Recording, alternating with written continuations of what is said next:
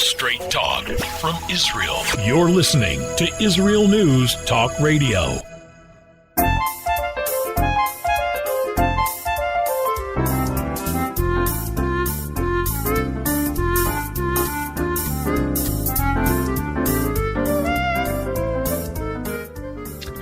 Good morning. My name is Andrea Simintov, and you are listening to Pull Up a Chair on IsraelNewsTalkRadio.com. Leave your computer set the entire day. Okay, we have made it into December. So the end of the Gregorian marvelous year of 2020. Oh my gosh. If you're listening, you've made it. We're in December. We're in the home stretch. Please, we don't want to waste, we don't want to ever bemoan a day. Every day has a value. Every day is rich with the opportunities to do mitzvot, to make the world a better place. But let's be real, 2020, oh man. So let's first say good night, good morning, hello. It's very, very late on Wednesday night, early Thursday morning in both the U.S. and Canada. Boker Tov, Eretz Israel. Good morning, England. I'm watching The Crown. Oh, my gosh. Okay. Germany is listening in this morning. Spain, Sweden. Good morning, Nigeria. And hello, Ireland and Chile. Okay. So many wonderful listeners. Today's show is called Of Men and Angels. So often we say to a child, oh, look at this child. He's such a little angel, such a little angel. Oh, why don't you be an angel? And I'm going to debunk the bracha of being an angel. And better, we should just be better people. Really? To not be an angel? Isn't this like the season of angels? You put them on top of the trees and stuff. We're going to deep six the angel concept today. We're not going to talk a lot of politics because there are other shows on the station that do it a lot better than me. But indeed, we are going to talk about the current peace in the Middle East and what we might be able to expect under a Biden administration. But more than that, we're going to talk about angels, being kind, and how we can absolutely flip over the negative of 2020 and bring happiness, smiles, and a calmer, more loving world. My name is Andrea Simintov. See you on the other side.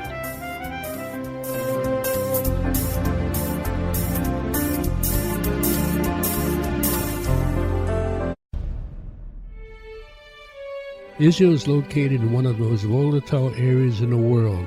Israel is an island of stability in a sea of war and unrest. In the midst of this turmoil, Israel stands out as a beacon of order and human progress. Each week we update you on what's happening in this, the Jewish state, a true light unto the nations. This is Jay Shapiro. Join me every Thursday on Israel News Talk Radio.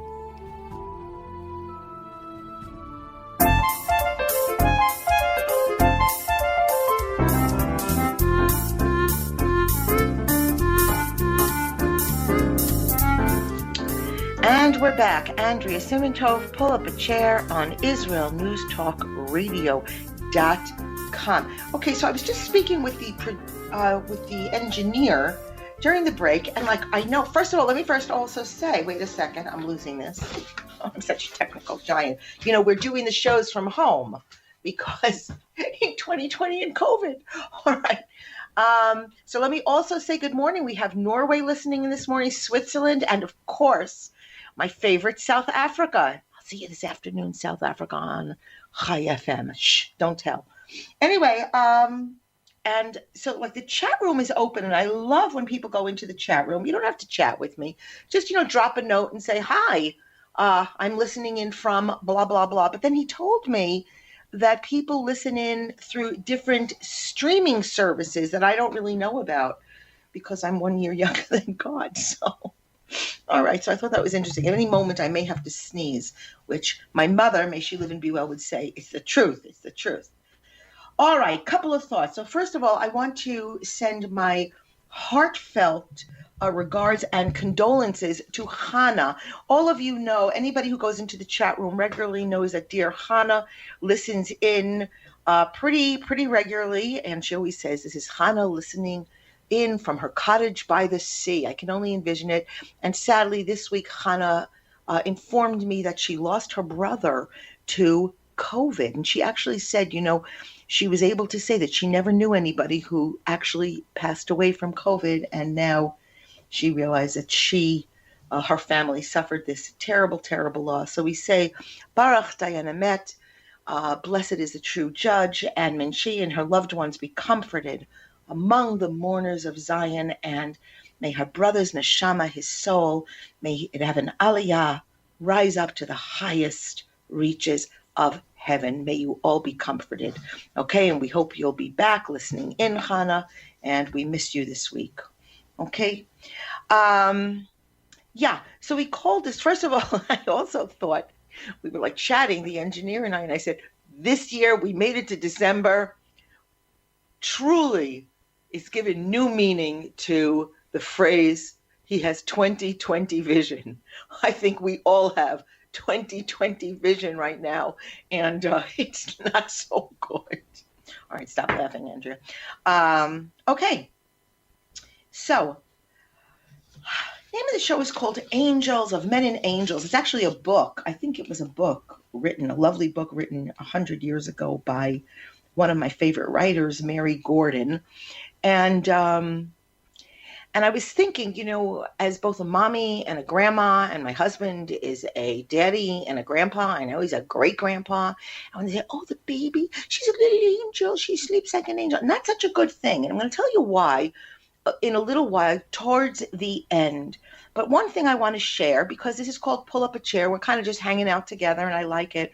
Came across a lovely quote by Lewis Carroll. Lewis Carroll, I'm woefully ignorant, but I do know that he did write Alice in Wonderland. But he was quoted as once saying, you can't go back and change the beginning, but you can start where you are and change the ending. Well, isn't that true for all of us? I just began, as many of you listening in know, I am a life coach. I work with women, generally 55 and older. And I recently began a group, and there's a woman in our group who is from a very different background than mine. She's from a culturally different background, a religious different background, just very, very, very different. And yet when we were all talking about things that brought us into this group, she said in the most familiar tone, the tone of women for millennium past, and she said, my whole life I was told and I believed I was a loser. What do we do to one another? To use the phrase, she's a loser, he's a loser, I feel you're a loser. That's the behavior of a loser. He's such a loser. Why do we do that? What is it about us that we need to stand on the shoulders of other human beings, crush people beneath our feet? And when she said this, I said, my goodness, isn't it a universal sisterhood? A sisterhood from just how many of us, and that's not even particular to women, but I'm a woman, so I sort of know that one better. And I had this thought, and I'm going to wax honest with you. By the way, if you want, hit the chat room, okay? Let me see that you're there. Say, oh, Andrea, I'm listening in on the chat room. And one other thing before we go on, and I tell you where I make my confession, my Gansa confession here, that if anything I say on the program piques your interest, you want to know more, you want to know my sources, I don't make up this stuff from thin air. Okay. Unfortunately, my life is painful enough. I don't have to make up stuff. And you can drop me a note, Andrea@IsraelNewsTalkRadio.com, and I'd be happy to send you to my sources or engage in further discussions about the things that make me wax just so darn eloquent. Okay. So this week, my friends, I had a terrible interaction with somebody. It was a rough day. My days are, we all have rough days. People say, oh, I had a rough day. Oh, it was a terrible day. Oh, I couldn't wait to get home. I had a terrible interaction with a nurse today, a nurse this week. She was very angry at me because I hadn't followed through on receiving some vaccinations. And she had stored these vaccinations for me. It wasn't my regular health service. I had to go far away to get these vaccinations. My doctor, didn't write me the proper permission form, so I went to get the shot. They said, well, we can't give it to you. It's against the law. You need this letter, blah, blah, blah. It was a very unpleasant, and my attitude was a little nasty. So anyway, I misunderstood the urgency, and we started to fight because she really came down on me. I had my grandchildren with me, and it was very embarrassing. I felt embarrassed. I felt shamed in front of my grandchildren, hearing grandma being, chastised like a little bit of a child. Well, I'm from New York, and I gave as good as I got. And I gave her, and I said, don't you dare talk to me like this in front of my grandchildren. I slammed the door, came in. And we were both going. What was very funny was both of us, she with her Russian Hebrew and Russian accent, and me with my American non-Hebrew and American accent. I mean, if a comedy writer wanted to come in and make it, it would have been funny. But, I thought, and now I'm going to let her, she's really lacing into me. Now I'm going to let her give me injections. She's the one with the needle. And then I stopped. I had this spiritual aha moment. We've all been there. We've all been embarrassed, felt put, what do you say, like tossed into the fire. I'm losing my English. It's not being replaced with anything. Anyway, I thought to myself, what is this? What do you have to win? This argument can stop if one of us will stop. There was a little back and forth. I don't know how many of you are dog owners. When your dog is barking, you finally get your dog to stop barking, but then they keep going under their breath, and you're thinking, get a grip, doggy. Well, anyway, there's a little of that back and forth, but then suddenly I had this vision of a balloon and just slowly letting the air out of the balloon. How high were the tensions? How aggravated do we get? How badly do we want to matter when during this time when there's so much around us that feels bigger and scarier, and we somehow become enveloped in our smallness and maybe even our insignificance? Why is the protection? This is the question I was able to ask because I just shut up. I thought, what is this that I'm protecting? And why is it more important and better than her soul and her ego? A nurse. Can you imagine? I was screaming at a nurse in these days of Corona, a holy nurse. I became disgusted with myself. No, she wasn't a political pundit. She wasn't a spiritual leader.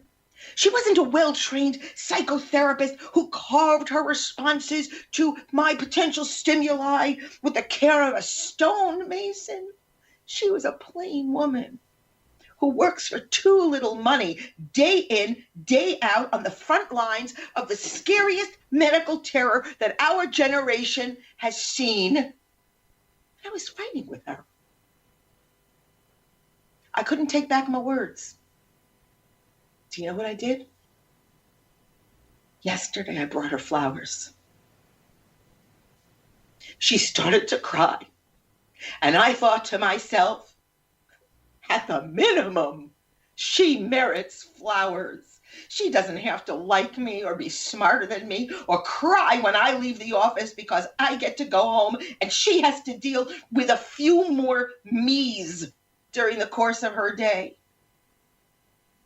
I brought her flowers because I could. You know what? It was the least I could do. Who today can we bring flowers to? Spiritual flowers, physical flowers, flowers of smiles, flowers of laughter, a cup of coffee for someone that needs that cup of coffee. Remember, boys and girls, none of us are the darkness that we have endured. No, no, no. We're lightness that refuses to surrender. I thought about this. If that's what an angel does, if an angel can bring lightness to earth, let it be us. Let us be good to one another. Andrea Simantov, guess what? I'll see you on the other side.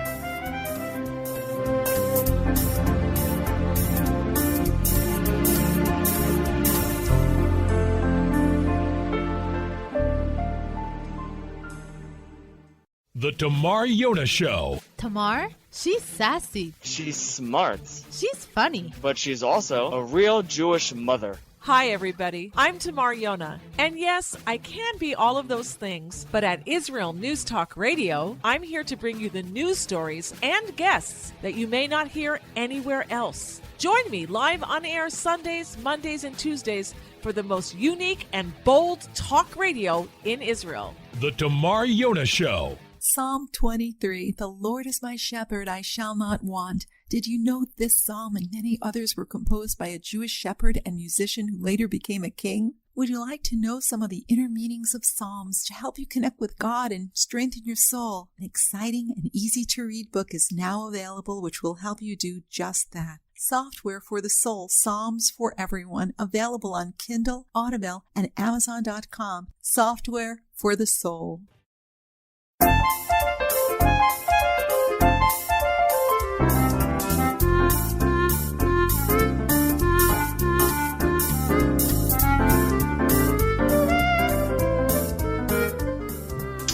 Okay, we're back. Andrea Simantov, pull up a chair on IsraelNewsTalkRadio.com. Okie doke, here we go now. Let's just say, oh yeah, one other thing.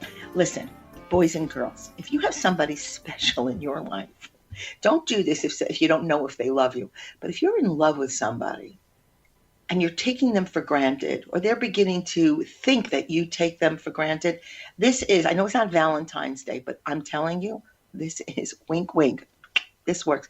Send them a link to Annie's Song by John Denver. You heard me, Annie's Song.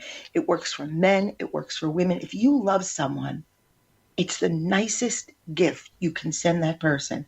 Just tell them to close their eyes and listen. You know what? If you love someone, that is the least you can do. We also give advice. We give advice to the lovelorn on this show. All right, let me just see here. Any other notes? Oh, yeah.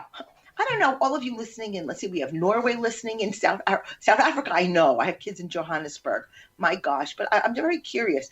I promise you, please tell me that in Nigeria you don't have Black Friday sales. All right? I can't stand it. UK, I know you're smitten. You've got it. The vulgarity of how commerce has been exchanged for culture in our society. I beg you, how much do we need? I have to tell you, how many things do we have to toss out to make room, or how many things should we toss out to make room for the new? To me, there is nothing more vulgar than the modern edifice called the Kenyon, the shopping mall. Designed, it's where children go to meet one another. There used to be something called the town square. Am I sounding my age? The vulgarity, the ugliness, the need. I'm drowning under all right. I need to throw this in. I had a new client this week. I'm not kidding you. Clients come in, I say, put your coat on the couch, come into the studio. And this client, and I show her where the studio is, and then I went, I don't know what to change, put on an apron, take off an apron, whatever. And I come in, and I see her staring into my closet, which is next to the studio. I said, what are you doing? She goes, and this is all in Hebrew. And she says to me, I'm curious. I'm a curious person. This woman opened up my closet. It's a storage closet. I could have been upset, but I thought it was very, very funny. I laughed. She opened up, and I thought to myself, oh, come off it, Andrea. how many of us have actually gone to the powder room in someone's home and opened up the medicine cabinet? It's a thing. She wasn't looking at my medicine cabinet because I don't have one. She opened up my storage closet and she was just looking. My grandchildren thought that was a riot. I don't know that I would have that kind of chutzpah. All right, let's see. Helen Mirren, one of my favorite actresses, wears her hair silver. She looks great. Quoted in a very, very, sort of it's a puff piece. So, forgive me for actually quoting from Harper's Bazaar. But anyway, it's a celebration piece for a cosmetics company. But nevertheless, she talks in here about when it comes to aging, her rule-defying mindset is no different. I don't want to age gracefully. I want to age disgracefully. Aging is a cause for celebration, says Mirren. And the reality is that it's a nonstop adventure. That's what I enjoy. You know what, boys and girls? She speaks for me. And I also like very much where she says that during this lockdown, the quarantine routine, it's so simple. She says her husband and I, because we're both older, agreed we had to get as healthy as possible during lockdown. We both adopted our own exercise programs. I did yoga. He did Pilates. It was a great opportunity to reset. I made a lot of jokes today about it being December. We're almost on the other side. Let's not waste a day. The vaccine is coming. Those of us who are listening, as of this moment, we have survived the scourge of the early 21st century. Let's reset today. This isn't New Year's resolutions. This isn't Teshuvah. It is a resetting because we can seize today and do it. Okay.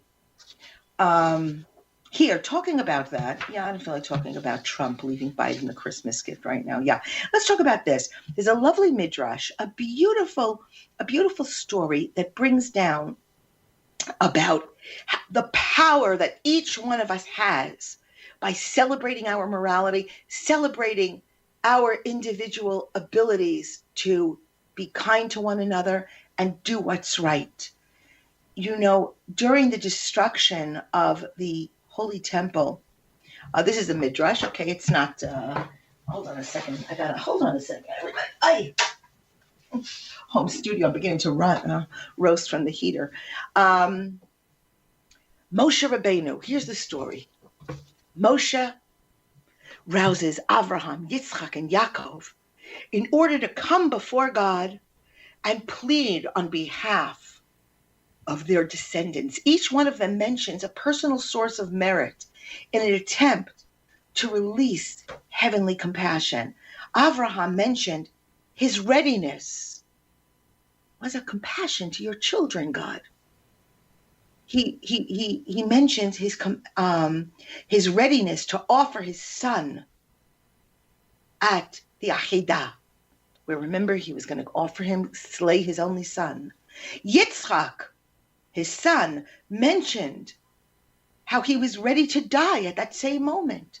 Yaakov told how he raised his 12 righteous sons during a terrible time of turmoil, tribulation, enemies coming at every turn, and even Moshe recalled his own merit as the shepherd of his people. But all of this was to no avail. And then along comes Rachel. Rabbeinu Shalom, our Father in heaven, she began to plead. It's plainly revealed before you that your servant Yaakov, he loved me. He worked for my father for 7 years. And when those years were complete and the time for my marriage arrived, my father schemed to exchange me for my sister. This became known to me and I was upset. I therefore appraised Yaakov of my father's intentions and gave him a sign by which he could distinguish between myself and my sister. However, I later reconsidered my plan. I restrained my desire to marry Yaakov and took pity on my sister, lest she be shamed. When they exchanged me for my sister, I gave over to her all of the signs. I wasn't jealous of her, and I didn't permit her to be shamed. How if I, who in but flesh and blood was not jealous of my competitor and did not bring about her shame and derision, then you, God, who are living, eternal, compassionate, why have you taken vengeance over idol worshipping, which is of no substance, and exiled my children, allowing them to be killed by the sword and permitting their enemies to do with them as they please? Yeah, God's mercy was immediately aroused. Because of you, Rachel, he said, I will return Bnei Yisrael to their land. From this, keeping in our theme of what we can do, we see that one single selfless act had the power to ensure the survival of the Jewish nation and their eventual return from exile. It stated better that a person let himself be hurled into a furnace rather than shame his friend in public. The effect of developing and maintaining sensitivity and kavod, honor, respect for our fellow man shouldn't be underestimated. It can't be underestimated because, as we've seen, it was this midah tovah, this good trait of hers, more than anything else, which aroused God's mercy at one of the darkest times in our national history. My friends, we have so much power in our hands. We don't have to be victims to what is going on around us. Events are merely that. They're merely events. Very cute. Came across an article. Oh my gosh, we only have 3 minutes left, maybe 2 minutes left. Got across this left. Talk about segue. They have this whole Letters to Santa campaign. And one letter said, oh, Santa, please get me a power wheelchair. Please help my parents. Let my daddy get a job. It's so sad. Why do we relegate? I'm not saying it's bad, but we have an opportunity to relegate kindness to every single day. We can all be, I think, Samaritans. To say we're a good Samaritan, I think that's not a Jewish link. But every one of us can be Operation Santa, Operation Andrea, Operation Kalman, Operation Susie. We can all, every single day, think, what change can I bring to the world today? Indeed, for so many, this is a season of, quote, cheer. Little corny for those of us in the Orthodox Jewish world, but there's nothing corny about the concept of bringing joy, cheer to one another. Who can I bring flowers to today? Who can I reduce my soul to that they themselves should be celebrated? My name is Andrea Simantov. Guess what? I'll see you on the other side.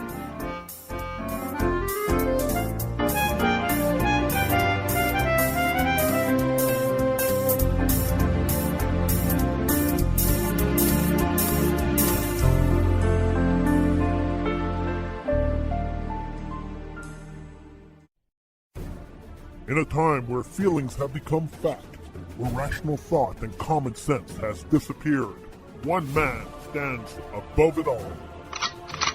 I'm Howie Sobiker, your political hitman. Political Hitman airs every Tuesday at 11:59 p.m. North American time, 7 a.m. Israeli time, only on Israel News Talk Radio. Are you interested in transforming your life, drawing closer to the Creator, and uncovering the deeper meanings and hidden treasures in the Hebrew Bible? Then join me, Rav Yitzhak Michelson, and me, William Hall, on The Science of Kabbalah, where we are seeking to narrow the gap between what we understand of our physical and spiritual worlds. So make sure to tune in every Tuesday at 5 p.m. Israel time, 10 a.m. Eastern Standard Time, here on Israel News Talk Radio.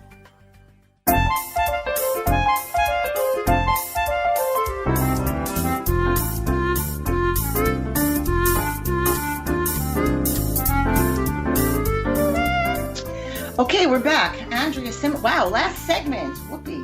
All right. I promised you that we're only going to touch one little thing politically, and then we go into our Devar Torah, bringing our holy Sabbath in for everybody around the world.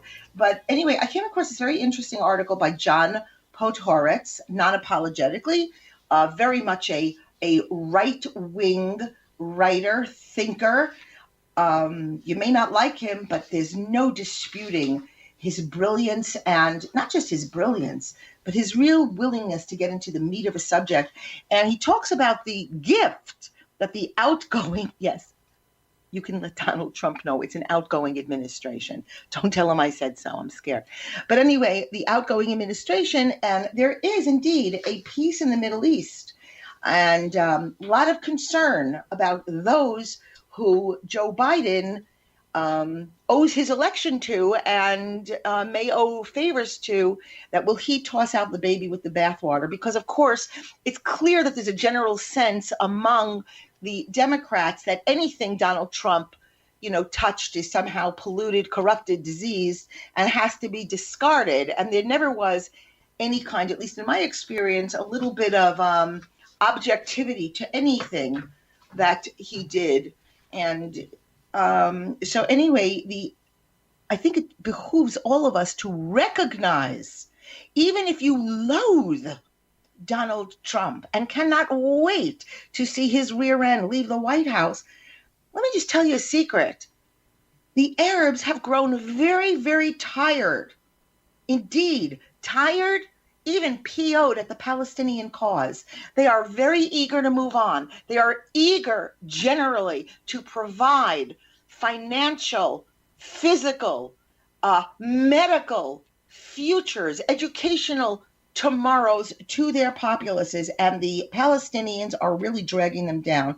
And a Middle East in which the Arabs and Jews can actually find that they live together may not be convenient for a Biden administration, even though it could be an international blessing. So with this, before we go to Devar Torah, I bless Joe Biden and his administration with the wisdom to see that peace, regardless of where it comes from, is indeed a blessing. And please, guys, don't screw it up. Okay, did my letter to Santa?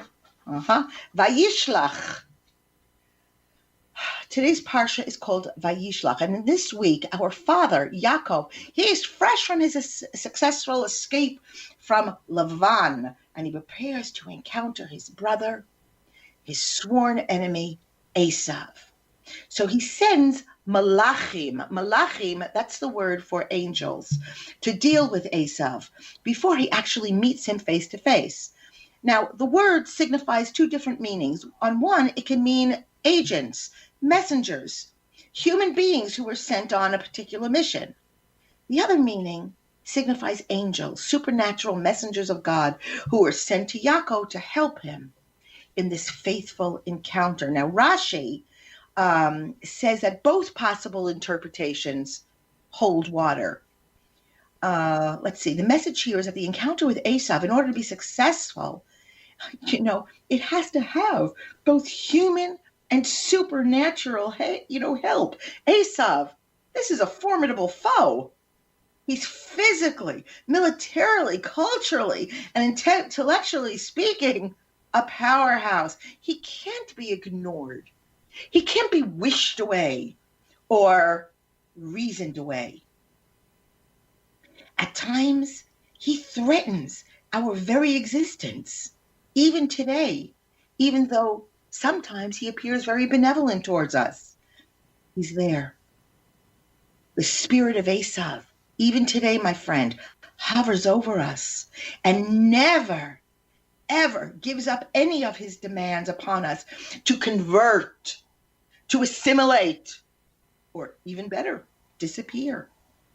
And while it's Yishmael today that indeed occupies the bulk of our attention, living here in the Middle East, it's foolish for any of us to ignore the presence of Esav in our world. His strategy, Yaakov uses is to, hold on, I got to turn the heat back on one second. We keep it real, boys and girls. We keep it real here. Keep it real. All right, okay. Yaakov's strategy is to employ both possibilities in his defense. You know what? He prepares himself to soothe Esav by gifts and wealth, pointing out to him that it's good to have a Yaakov around. It's good to have me around. I'm rich. I'm productive. I'm spiritually very, very lofty. And I can even appeal to God on your behalf. Everybody wants to have, the right church in their corner. And finally, as a last resort, if he has to, he'll fight Esav with his own weapons, with the sword and war. The war against Esav requires human endeavor, talent, and sacrifice. But remember, this is Yaakov. And all of us, we are B'nai Yaakov, those of us in the Jewish faith. We rely upon heaven to help thwart evil designs around us. Without human endeavor and sacrifice, heavenly aid, it's denied, it's diminished. We can't sit and say, listen, God, I'll sit back, you do yours. I trust you. You'll take care of me. When God is saying, what is your hishtadlus? What efforts are you making? What part are you participating? Without God's help, it's vain to try to build a national home. This way, you have the double meaning of Malachim in this week's Parsha. Great relevance to those of us today living in Israel.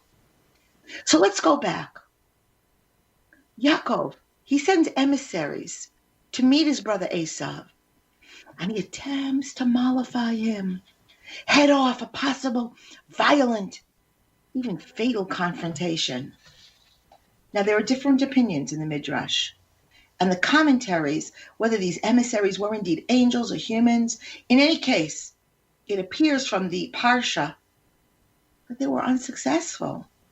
They were unable to deflect Esav. Esav and his 400 men were hell-bent to confront Yaakov. Am I allowed to say hell-bent? Is there such a thing? Anyway, if we agree that the emissaries were more humans, then it's understandable that they could fail in their mission. Hey, you're only human. To err is human. They couldn't convince Esav to leave Yaakov and his family alone. But, if we believe that Yaakov's emissaries were truly angels, then how could they have failed in their mission? An angel doesn't fail, right? We see from another incident in Yaakov that human will and strength can even overtake an angel. Yaakov himself wrestles the angel of Esav to a standoff. His name is changed at this time to Yisrael, Israel, because he's able to wrestle and struggle with angels and men and emerge triumphant. Don't underestimate the power of a human being to do good or even to wreak havoc. This is where I have to jump in from my text and say, Esav's determination to harm Yaakov, it's so intense, so fixed, that even a horde of angels can't deflect him from his evil purpose. But angels have no freedom of will and action and are therefore inherently weaker than human beings. They have no hidden resource of will. They don't act independently. Angels are what they are. Humans, however, when taxed, when pressed to the fire, we can be either righteous or we can be evil. That's why I say to you, don't bless a child and say, oh, a little angel, you should always forever be an angel. No free will, no ability to think on one's own, only able to go up and down on a ladder of good and evil. To be an angel is not a blessing, it's an assignment. Better, our child should be a mensch, a full, all-out human being. And what happens when Esav sees Yaakov and his family before him? Suddenly, his will wavers and he becomes more conciliatory. He's influenced by, of course, the wealth of Yaakov. That's also a part of human nature. We're always susceptible. We're always weakened by monetary corruption. It's not the sight of heavenly angels that soften Esav's heart toward his brother, as much as it's the material largesse that's bestowed on him by Yaakov. You know, this gets to a little bit of an ugly chapter in the long history of the Jewish people. Many a decree was created against Jews, and they were thwarted because monetarily Jews were able to pay the enforcers. Many times Jews had to buy their freedom. We had to purchase police willingness to leave us alone. Jewish banks were emptied out to ensure the survival of our people. It's distasteful. And yet it always was a method that was employed to help Jewish survival in difficult times and places. Boys and girls, angels aren't subject to tactics and temptations, but humans are. Humans can overcome angels, but rarely can we elude temptation. The same strength of will that's necessary as part of the human makeup to overcome angels is present when we face temptations and difficult choices. A final thought before Shabbos. The way one looks at the world is the kind of world he shall have. Shabbat Shalom u'Mivorach from Jerusalem.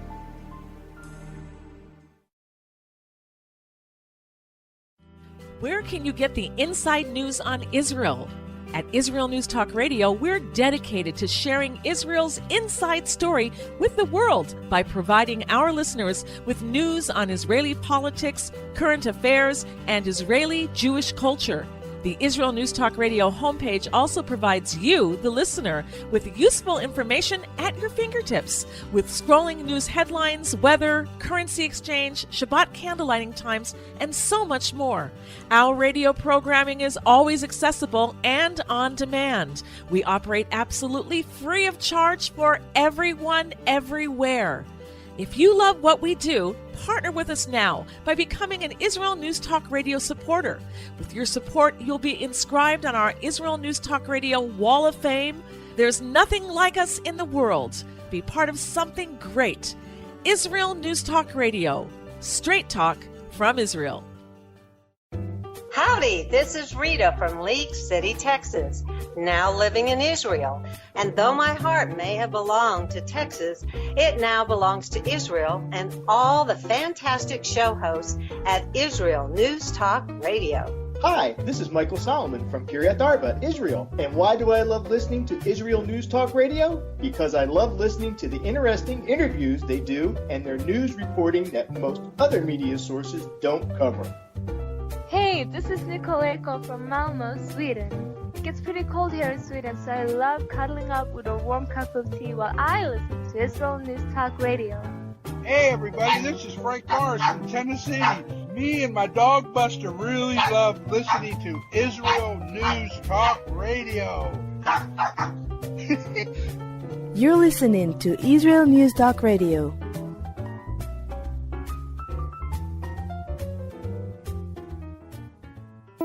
News, opinion, and more. You're listening to Israel News Talk Radio.